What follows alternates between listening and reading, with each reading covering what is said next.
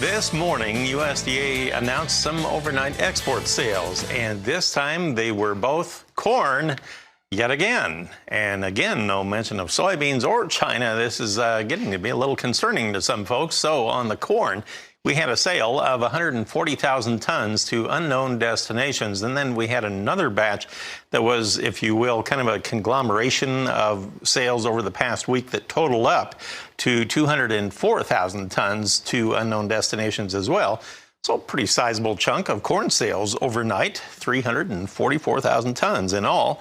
But let's see how the markets are responding. Remember, this is 2020. Everything seems to be backwards this year. And sure enough, we have corn down even with the export news. So we have March corn currently down 2 3/4 cents. We're at $4.31 per bushel. And today is actually first notice day, delivery day on December contracts, and there weren't any. Now that's kind of weird in itself. I don't know if I've ever seen that before, where you don't have any on the first notice day of any commodity on the grains.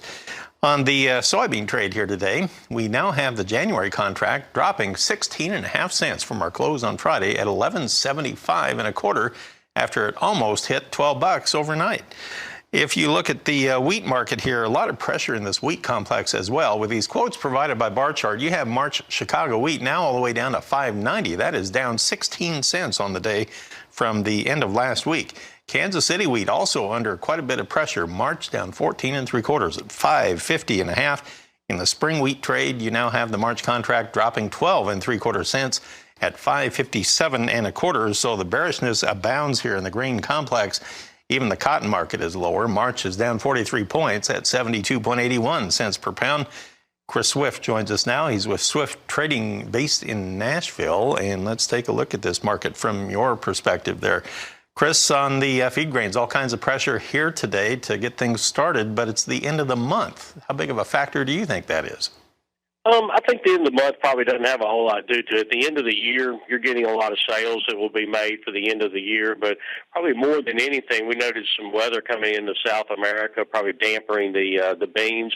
Corn set new contract highs last night in most of the contract months, and although down right now on the day, they're not down much, and those export sales really look good for corn, especially with corn here at the top end of the price range. Do you think there is some spreading taking place between corn and soybeans today? Probably not. I mean, there always can be, and I'm sure there are traders out there doing that, but I wouldn't know that that was a specific trade going on right now. You know, we were talking about this earlier this morning. The soybeans had like a $3.50 rally, I believe, from their lows this summer. And even if you do just a typical, what they would call a 38% retracement, I mean, that would still be way over $1 down, and you wouldn't even violate the overall long-term uptrend, would you?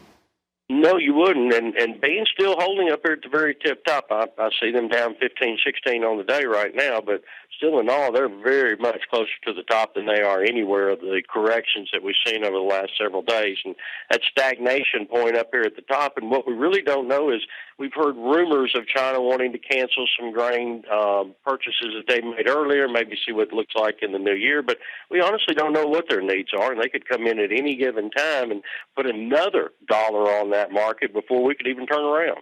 Right, and you make a great point. We heard that about a week or a week and a half ago about some cancellations. Never heard any confirmation of that, so that's still in limbo. On the wheat, technically, how damaging is that today with that kind of a move?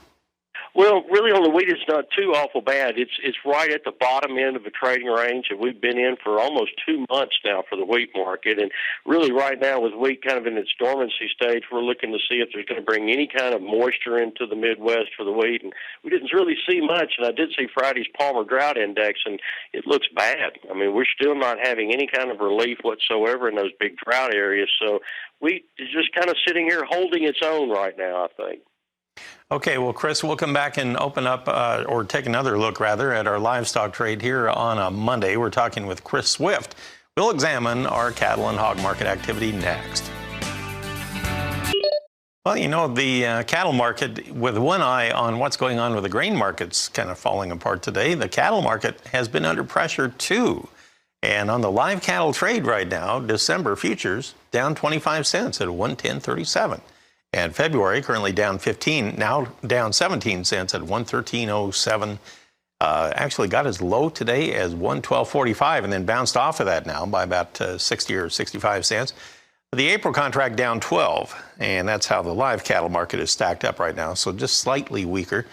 The feeder cattle market had been under pressure. Now it's on the plus side. So January futures now 25 cents higher at 140.07.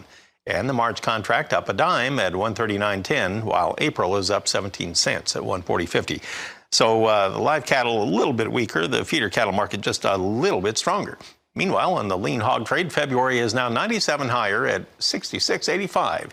And we have February showing the most strength. It's up $1.25 at 68.50 per hundredweight. April, by the way, also a little over $1 higher at 71.40. So let's go back to Chris Swift on the livestock trade here. It looks like maybe the feeder cattle market finally responding to the to the corn market this morning, showing a little bit of weakness there. But what do you think overall? Where are we in this cattle market? Well, it looks like we got plenty of product on hand. The processing has been increased just a little bit the last couple of weeks. Kill has been elevated, and even on the Thanksgiving week, that kill was not bad at all. And the next 3 weeks are slated to have relatively high processing margins there to it, and so I think you'll see more cattle killed.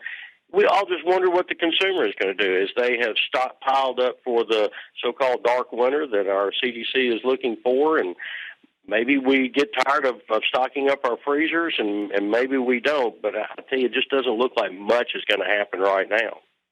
You know, we heard quite a few rumors last week, wondering if we were starting to see the beginning of another round of hoarding. I can't tell if we see much in the way of clues of that just yet or not, maybe just a little bit. But do you think, as you mentioned, that a lot of folks are already topped off at this point?